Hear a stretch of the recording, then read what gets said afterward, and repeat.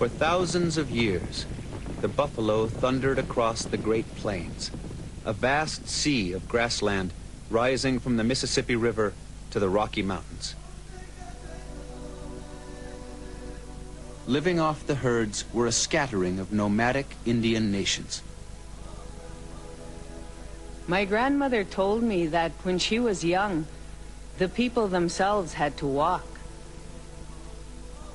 In those times, they did not travel far nor often. In 1680, the Spanish were driven out of the Southwest by the Pueblo nations. As they fled, they left behind their horse herds, an animal that would change the way of life for Indian nations across the continent. When they got horses, they could move more easily from place to place. Then they could kill more of the buffalo and other animals. And so they got more meat for food and gathered more skins for lodges and clothing. Iron Teeth, Cheyenne. A new culture developed based on the relationship between man and horse. My horse fights with me, and he fasts with me. Because if he is to carry me into battle, he must know my heart, and I must know his. Or we shall never become brothers. I've been told that the white man, who is almost a god, and yet a great fool, does not believe that the horse has a spirit. This cannot be true. I have many times seen my horse's soul in his eyes. Plenty coo, crow. With the coming of the horse, the nations of the plains would become legendary. The Crow, Cheyenne, Sioux, Blackfeet, Arapaho, Pawnee, Kiowa, Comanche, and for generations, their way of life flourished. Then in 1858, gold was discovered at Pikes Peak, Colorado. 4 years later, the Homestead Act opened the region to white settlement. Almost instantly, the invasion became a flood. In 1 year alone, 100,000 immigrants swarmed across the plains over 2 main roads, spreading a wide swath of destruction. To protect travel on the immigrant roads, the United States erected a network of forts across the plains and churned out cadets at West Point specially trained for Indian warfare.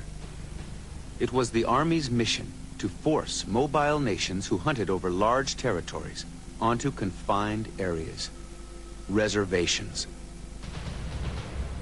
Indian people were faced with only 2 options: to give up their homelands and way of life, or fight the American army.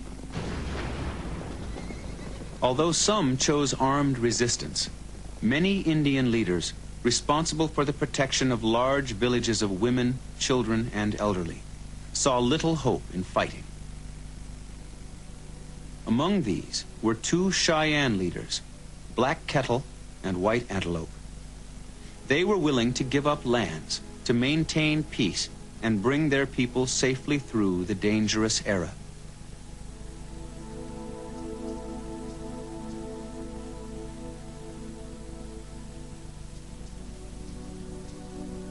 White Antelope and Black Kettle had a duty to their people to try to protect them. And to do this, they had to maintain peace. So they felt that it was their duty to go out and make peace with the United States. So they did. Black Kettle and White Antelope ceded vast Cheyenne lands to the United States in 1861 and agreed to confine themselves to a reservation in exchange for protection from soldiers and settlers and assistance of food and money to replace lost hunting lands. They then traveled to Washington to meet with President Lincoln. Lincoln presented Black Kettle with a large American flag and White Antelope with a Medal of Peace. But over the next 3 years, continued unrest on the plains fanned rumors of an impending Indian war. In Denver, Governor John Evans inflamed public opinion by fabricating stories of Cheyenne hostilities and encouraged civilians to take up arms against them. Seeking protection for their peaceful bands, Black Kettle and White Antelope undertook the dangerous trip to Denver to meet with Governor Evans. All we ask is that we may have peace with the whites. I want you to give all the chiefs of the soldiers here to understand that we are for peace and that we have made peace, that we may not be mistaken by them for enemies. Black Kettle, Southern Cheyenne. Black Kettle and White Antelope were promised safety for their people if they camped near Fort Lyon in southern Colorado. But the military commander of Colorado, Colonel John Shivington, had no plans for peace with any Indian people. Damn any man who sympathizes with Indians. I have come to kill Indians and believe it is right and honorable to use any means under God's heaven to kill them. Colonel John Shivington. Black Kettle and White Antelope had been told where to camp and that they had nothing to fear from the U.S. Army. Why would they worry? They were under the protection of the American flag. They were under the protection of the international peace sign, the white flag.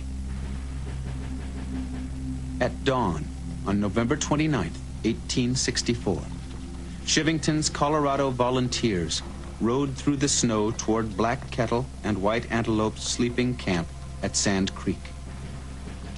Two women were out picking up wood.